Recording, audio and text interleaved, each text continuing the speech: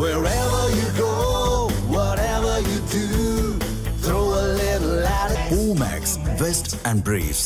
கோவை மாவட்டம் சிங்காநல்லூரில் அடகு கடையின் ஷட்டரை உடைத்து துணிகர கொள்ளை நடத்தப்பட்டிருக்கிறது.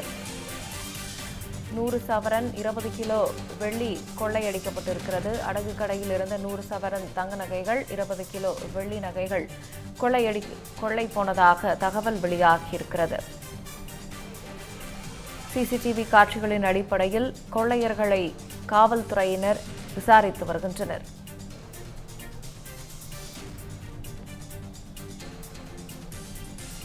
கோவை மாவட்டம் சிங்காநல்லூரில் அடகு கடையின் ஷட்டரை உடைத்து துணிகர கொள்ளை நடத்தப்பட்டிருக்கிறது. 100 சவரன் தங்க நகைகள் 20 கிலோ வெள்ளிப் பொருட்கள் கொள்ளை போயிருப்பதாக தகவல் வெளியாகியிருக்கிறது. இது தொடர்பான கூடுதல் விவரங்களை கோவை செய்தியாளர் சுரேஷ் வழங்க கேட்கலாம். சுரேஷ் வணக்கம். இந்த சம்பவம் எங்க எப்படி நடைபெற்றது? விசாரணையில என்னென்ன விவரங்கள் தெரிய வந்திருக்கு? தகவல்.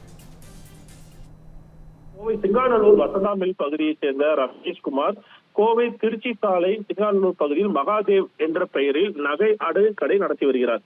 இந்த நிலையில் நேற்று சிவராத்திரியை முன்னிட்டு கடைக்கு விடுமுறை அளித்து அவர் கோவிலுக்கு குடும்பத்துடன் சென்றிருக்கிறார்.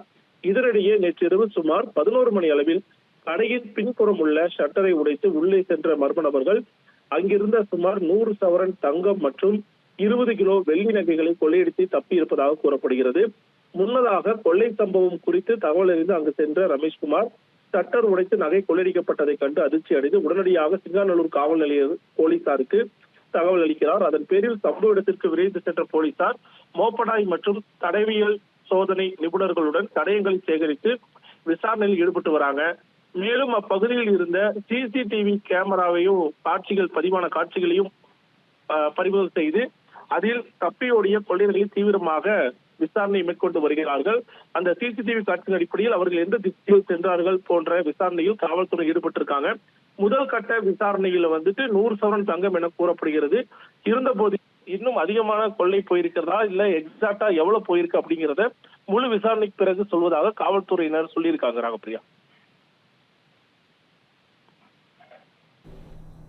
தகவல்களுக்கு நன்றி சுரேஷ்குமார்.